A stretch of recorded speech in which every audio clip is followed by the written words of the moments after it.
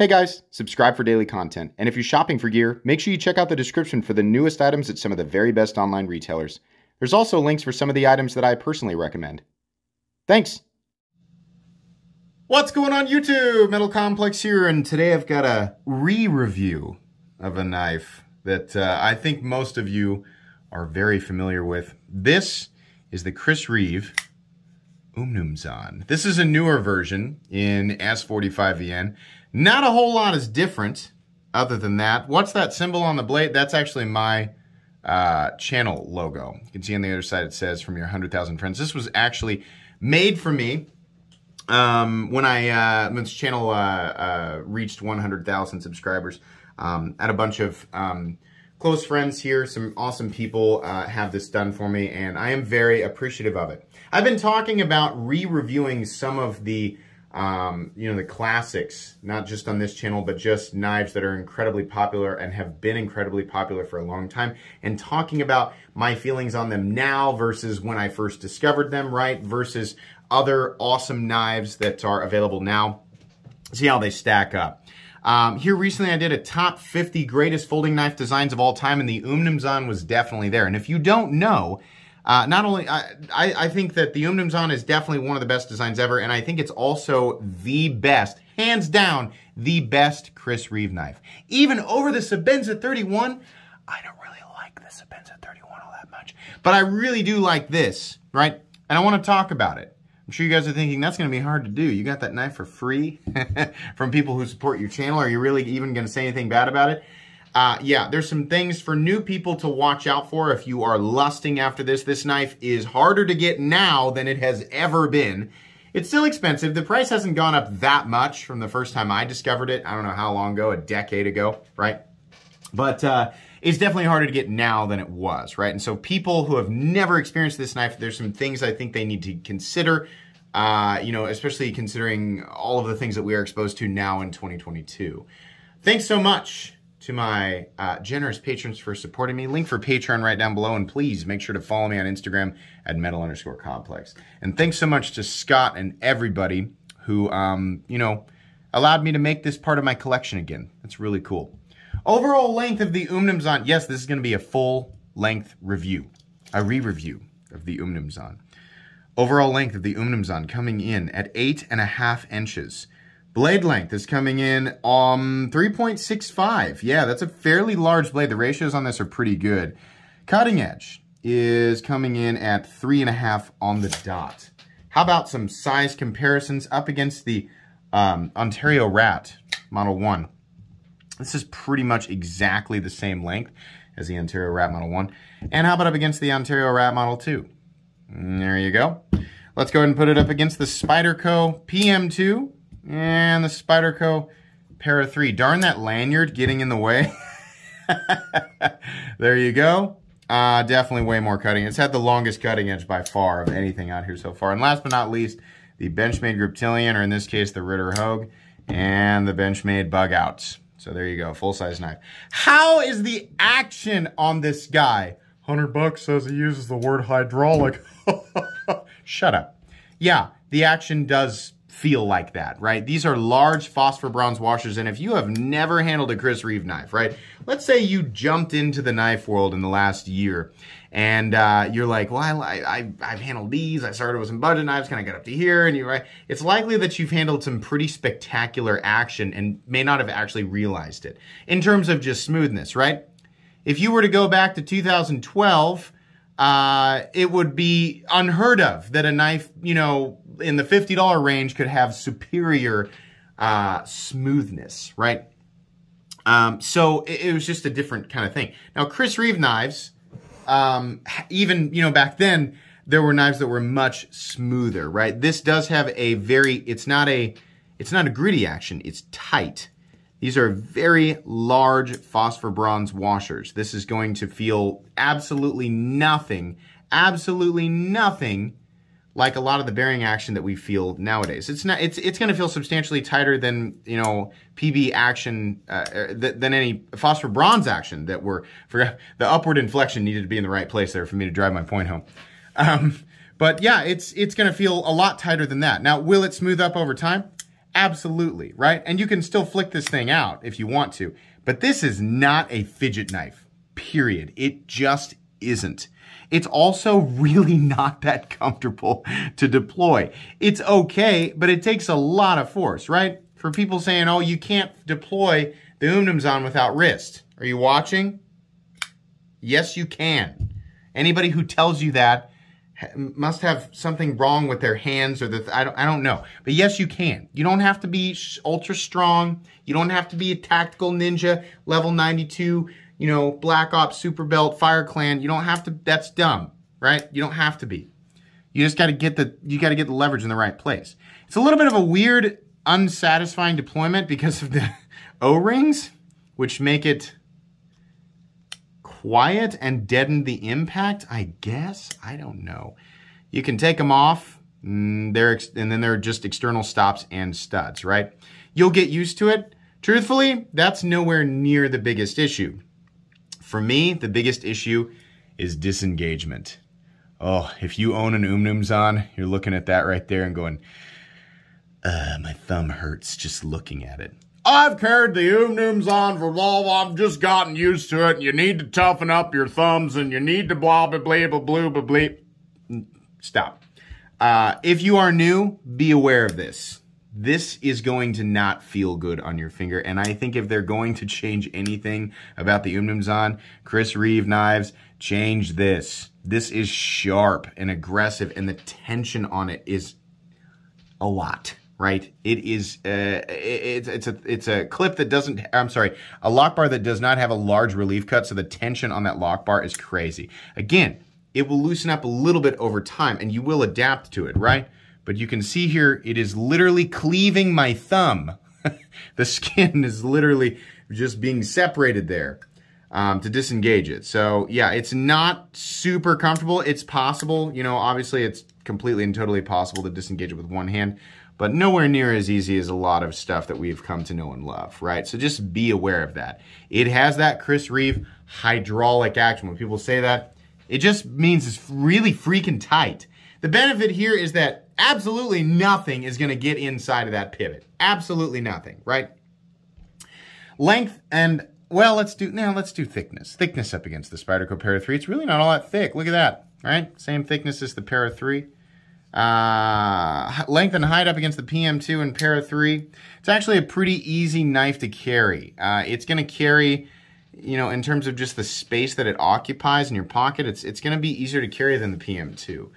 It's longer than the Para 3, but it's nowhere near as tall, right?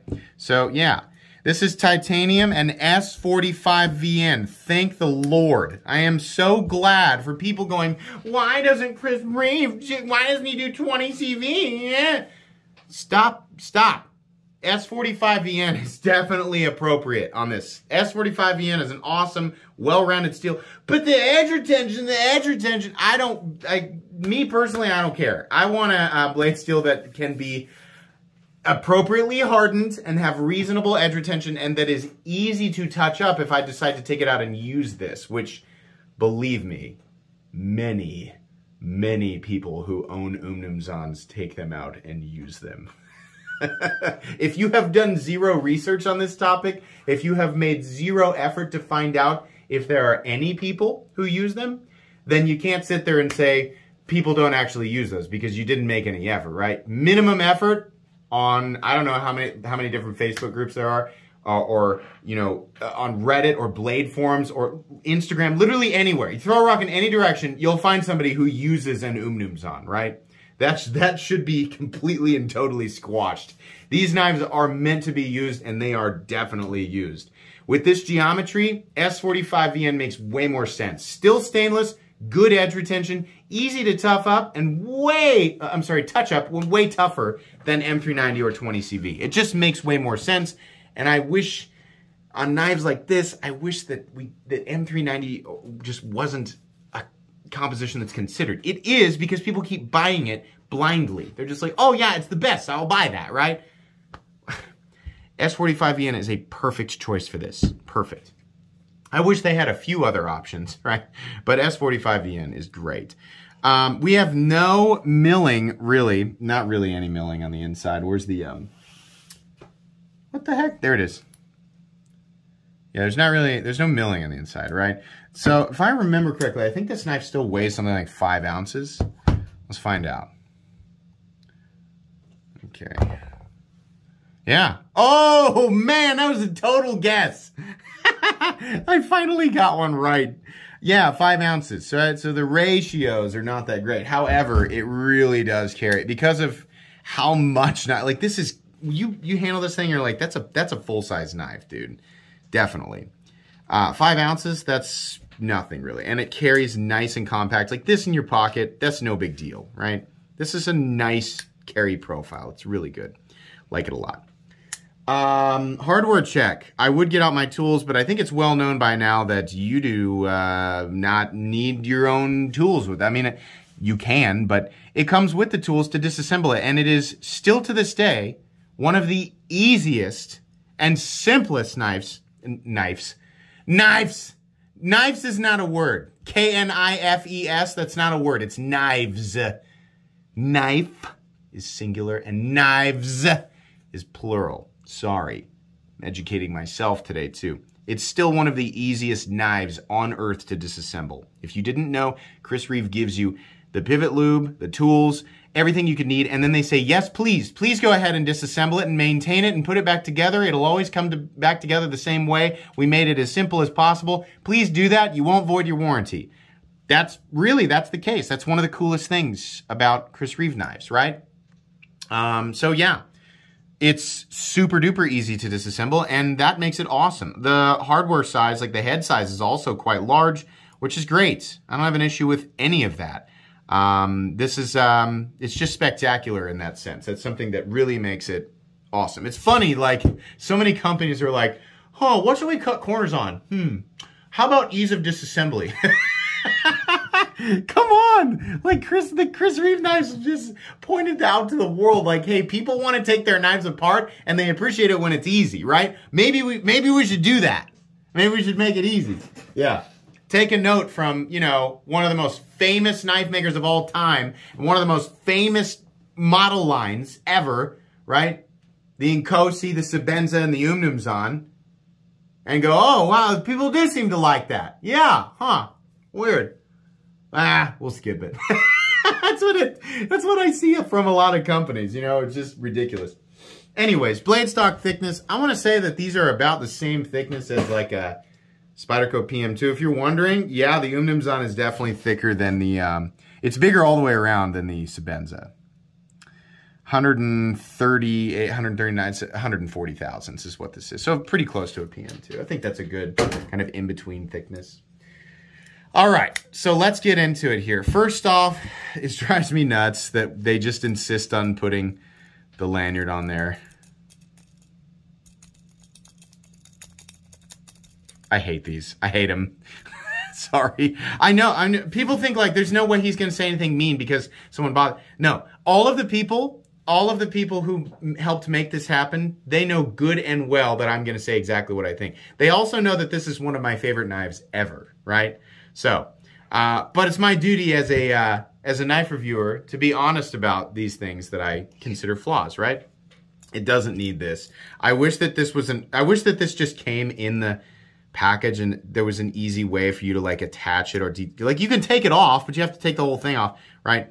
I wish that we could do that without, I mean, if you don't want to cut this, you have to untie it because it literally goes through this thing back here, this little pin. So yeah, but it's one of those funny things where like if you buy one brand new and then you cut this off and then you try to sell it, you've devalued it. By a fairly substantially, people are like, you cut the lanyard? You cut that thing that, you know, can basically be replaced for nothing? No. Same, you know, I'm still interested, but I'm going to offer 75 less. Not really, right? But this is pointless to me, but it's on there, so okay. Ergonomically, oh boy, it's actually quite comfortable. It does have some hard edges though. It's not without like some hard edges. This is a knife that is comfortable to use for a little bit without gloves. Extended cutting though, I would definitely want gloves. These areas in here, especially this little lock bar, like where you just, the area that you use to get leverage to disengage it. Yeah, like that's going to be a bit hard. Pocket clip, it's got one of those dragon bill clips, right? Which I'm going to complain about, trust me. But yeah, it's comfortable, but it has some, like, it's got some obvious spots for your hands, and there's lots of room. Like, you can move around. If I want to choke up, I want to choke back, right? You can get a full 4-finger grip on this guy, and it's got some good lock-in areas, but it's also giving you a little bit of freedom. I also really appreciate the thumb ramp back here, and I also appreciate this sort of double harpoon blade that's very unique, right? We're going to talk more about the blade, but this is comfortable, and there's plenty of meaningful traction. I love the texturing here, the sort of diagonal frag that's not all the way down. I always wish that we could get one with the pattern all the way through. It almost looks like they started one day and then they were like, oh, lunch break. And then they came back and someone looked over and was like, huh, you know what? That works. Let's just leave it like that. It's less titanium that we have to machine, right?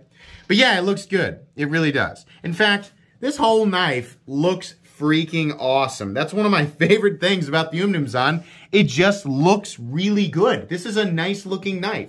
You have the bead blasted titanium. You've got the nice polished hardware. And then you have the famous, probably the best tumbled finish on the planet. That nice high reflectivity, but still tumbled and still not a mirror by any means, but it's just a nice shiny, right? It just looks good. It looks great. Now mine has billboarding all over it, my own billboarding, but normally, obviously, it doesn't come with the Metal Complex logo on there. We just have the Chris Reeve, right? The R right there. A lot of people think it's Chris Reeves. It's Chris Reeve. Reeve. There's no S on the end, it's just Reeve. All of this stuff that I'm like aggressively educating people on is stuff that they're mistakes that I personally made when I didn't know, and then someone had to inform me too. So I'm not pretending like I always knew. No, I'm just as wise as everybody else who just uses Google and then pretends like they knew the whole time. We know you didn't know, you goofballs. Don't pretend. We all have Google. They don't know I Googled it though. Like maybe I just, you know, read a lot of encyclopedias or something, right? Shut up. I can only imagine somebody who's never watched a knife review from me, like what they're thinking right now.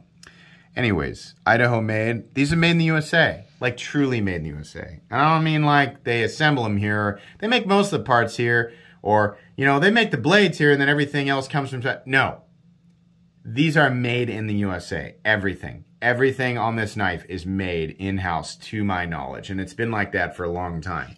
The Umnumzaan has been around for a while. Hey, you guys remember the old pivot? That big old honkin' crazy thing? What the heck? Glad they changed that. But yeah, the Umnumzaan has been around for a long time.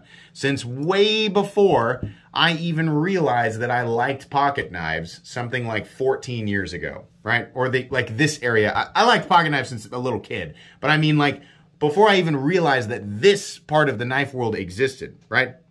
It's been about 14 years. So it's been around for a long time. Not a whole lot has changed about this knife. Blade design, awesome. And, you know, something that I really appreciate on this knife is that it's got this pretty sharp swedge up here. It's not something that is going to cut your finger, right? But if you wanted to save this edge, I heard somebody say this a long time ago, and it's totally true. If you wanted to save your cutting edge when you're doing, like, just, you know, little, like, whatever things, like cutting open boxes or whatever, you literally could use the back of this blade and cut into packages like that. I mean, it really is kind of almost like a Wharncliffe edge. And you could, in fact, do I have something here where I could demonstrate? I'm sure that I do. Right? Yeah, I guess we'll just use like this right here. So here's like the edge of a box, right? That's still got tape on it. You can totally get that in there and just draw it backwards, and it'll cut right through that tape, right? You could totally do that. No problem. Not going to slice as efficiently as the cutting edge, but you could save the cutting edge in that way if you wanted to. Or you could, you know, or you could not. Or you could use the back of it to cut really whatever the heck you wanted. It's really completely up to you if you buy it. The actual cutting edge, now this is hollow ground, and it's aggressively hollow ground. Like it almost flattens out right here. I think a lot of people have talked about this, and then it stays thin for an extended period of time, and that's so that I think it's the same way on the Sebenza. It's so that when you sharpen it, it takes a long time before you start to get back to where it's starting to get thick, right? So it's meant, this knife is really built in a way that's like, hey, we want you to use this and we want you to use it for a long time, like multiple decades, right? It really is designed that way. The cutting edge itself is very sharp and it's relatively thin. As far as how it slices, the paper cut test won't prove a whole lot other than just the general feeling of the blade passing through the paper. Yeah, it feels like there's a little bit of drag, definitely. I mean, this is a knife that was designed to do pretty heavy-duty cutting. So it is slicing the paper pretty easily. But if you look closely, there's some lips, right? It's kind of dividing where the edge of it is kind of like rolling over the edge of the paper. So it's slicing, but it's definitely far from the sliciest blade that I have ever felt. Will it do the trick? Yes. Because of the composition, the blade geometry, things like that, it'll do your silly things like opening boxes, and then it'll do hard work also really well, cutting into wood and rope and rubber and keeping that edge stable and not splintering off or chipping or anything like that. Yeah, that's an edge that's capable of doing that, so I appreciate that. I think that's pretty masterful blade geometry. The blade still holds true. I mean, the blade is really awesome. It's also a very strong blade shape, very nice, flat, carries a lot of thickness out to the tip, right? There's plenty of material out there if you are doing some aggressive tip work, I guess. And the bevels are all completely and totally even. That's the nice thing about Chris Reeve knives is that you're really not going to get, you're not going to get any variation, right? It's pretty rare that you get one that's wonky. They're all pretty much going to be perfect, right? Or, well, perfect. Like I said, the blade stops are a bit weird. The action is a bit tight. That's just how it feels. Is this a glass breaker? I don't know. Maybe. Is it? It just seems like a weird place for a glass breaker. But you know what? Yeah, I mean, if you had nothing else, will it work? Yeah, sure. There you go. You can call it that, I guess. Let's see here. We've got a little standoff back here. Just one, and then you have the other pillar that is also the lanyard thingy. The pocket clip. I mean, some people are like, I love the Chris Reeve clip. The truth is that this clip style, it's a lot like, the bill is a lot like what I complain about with Civivi. I do not like that horse face, that gooseneck bill at the end, right? It also has this secondary kind of pinch zone. Not my favorite clip design in the entire world, and it's definitely a hot spot. You're definitely gonna feel it. Fortunately, there's like a jabillion aftermarket clips, these single hole clips that you can get for Chris Reeve knives. Yeah, there's like a billion of them. So you can definitely get a better clip. I would recommend getting a titanium one that's flat. They even have them like finished the same way, right? With this kind of darker bead blast. Yeah, I think it's worth the investment. But the pocket clip is very lackluster. It's titanium. It's also just a stamped clip. It's not milled. It's always been that way. It's like they're just like, nah, you know, I understand the demands of the knife world are higher now. We're just not going to change it, right? They've just not changed it. And you know what? It's like, well, they sell out. They're still, Chris Reeve is still one of the Holy Trinity, right? If you know what I'm talking about. So, it's like, do they have to? It's clearly been working, right? Even if I complain about it, it's clearly been working. So you might be thinking, oh, there's no mounting position for left-handed carry. They actually make left-handed Umnumzaans, which is pretty cool. Chris Reeve is one of those, well, the Chris Reeve Knife Company is one of those that caters to left-handed people pretty regularly. So, in fact, it's the only ones that you find sitting around are the left-handed variants. So if you're a lefty, right, and you're like, I want one, yeah, it's usually easier to find a left-handed one than it is a right-handed, right now, anyways. So that's pretty cool. So we do have an over-travel stop. Kind of a cool, I like how it's just a cap that says, you know, it's got the Chris Reeve logo on there. I think that's kind of neat. You might be thinking, oh, no, there's no lock bar insert, right? Oh, no. Actually, he has his own version of that. The detent on this, the detent ball is the insert. It's a hardened ceramic ball that actually sticks up enough. Most people know this by now, but just for new people. It actually sticks up enough that it is the... It is the thing interacting with the tang. Let's see if we can get it on camera here. Can you see that ball sticking up? It's really, there it is. Right there. The ball is the insert. That thing, that ceramic, it's a huge, huge detent ball. That thing is super hard, and this thing will always, a lot of times that people are like, Chris Reeve knives look great, but they look like they lock up so late. It's not really. It's actually just the peak of that ball touching. There it is, right there. That's where the actual lockup percentage is. It's something like 45%, maybe 50%, which is like every Chris Reeve knife I have ever seen has locked up between 40 and 70% and has just never gone beyond that, right? Especially the ones with this ceramic detent ball interface.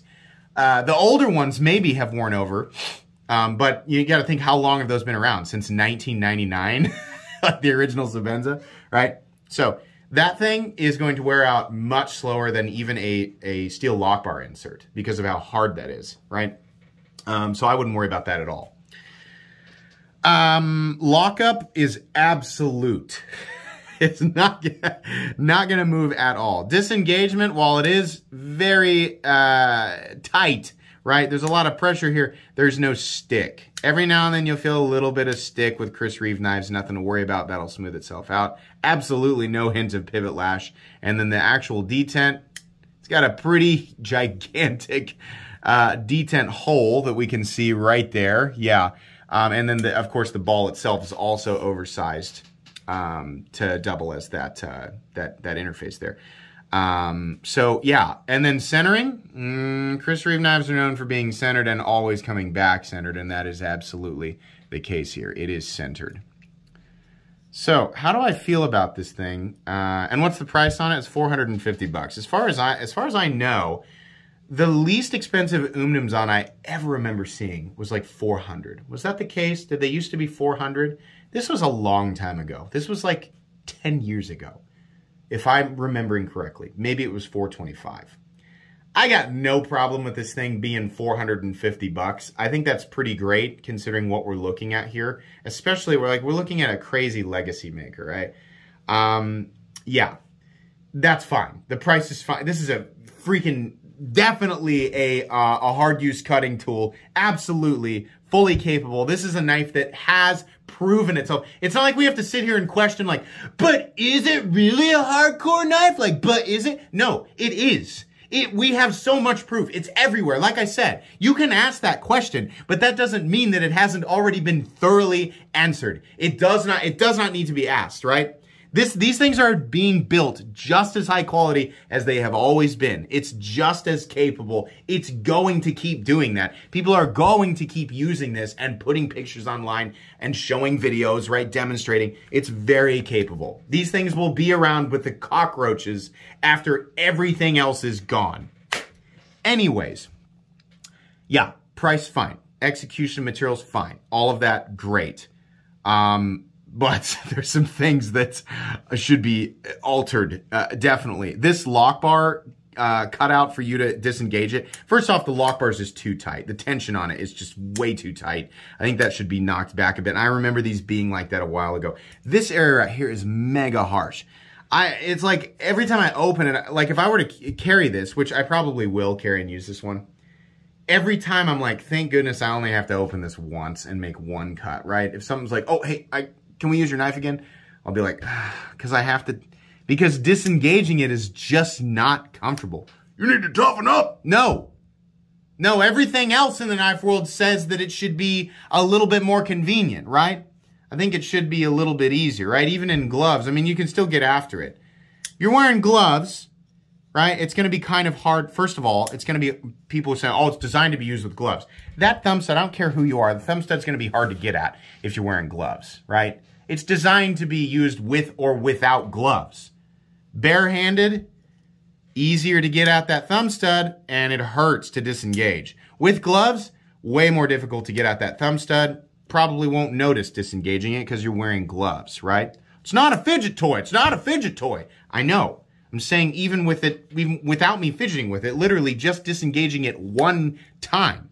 Once. I'm like, ow, that kind of hurts, right? Bit angular in spots, not terrible.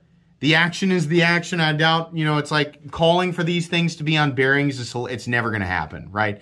I kind of appreciate that. It really is made in a way that's like, hey, dirt and debris are not getting in here.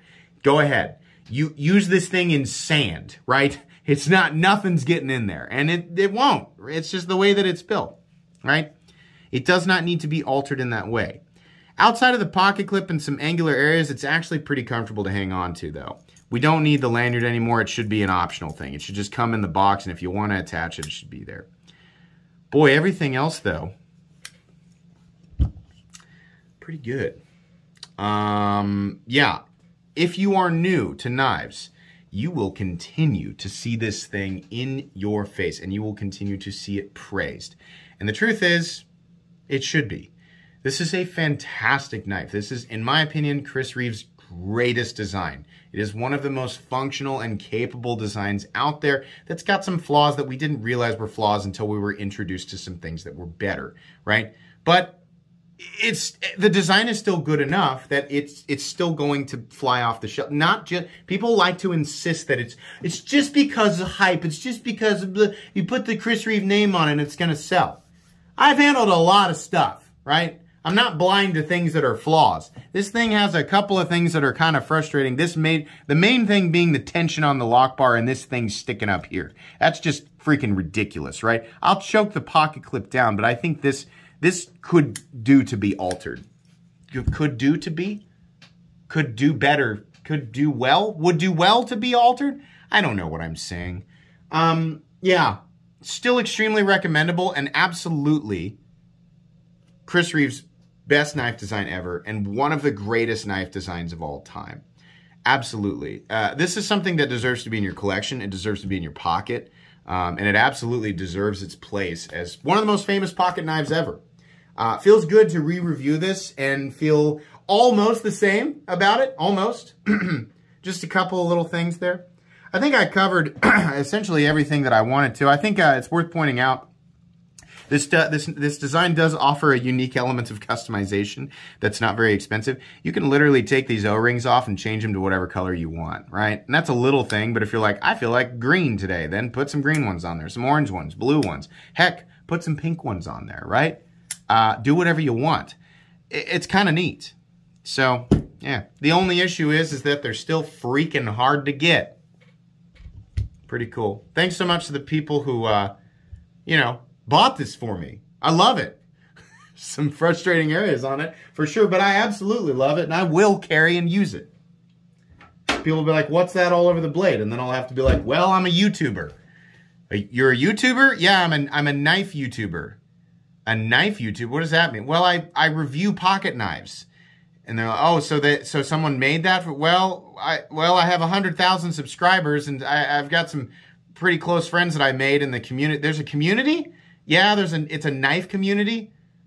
A knife community? Yeah. But anyways, there's some really cool people in the knife community who put this together for me, and it was laser etched on the blade. Oh. All right, well, I didn't know any of that existed. Imagine that. That's a conversation that I've had before. But you know what? I don't mind, because this is awesome. I love it. Fantastic, and I'm very, very proud to carry this. This was a fun video to do. Let me know. You guys like these videos where I talk about old famous knives? Like, not old, right? But older knives that were once like the greatest things ever, and are they still the best? Right? Should we do this? I'd like to keep doing this. Let me know. Please make sure to follow me on Instagram at metal_complex. If you enjoyed this video, leave a like. If you'd like to check out my other content, I do, of course, have lots of videos of knives that are either expensive or inexpensive that I do or don't like, so check those out. And if you enjoy all my content, go ahead and click on that Metal Complex logo right there and subscribe, because there's definitely more coming. Thanks again for watching, everybody, and have a great day.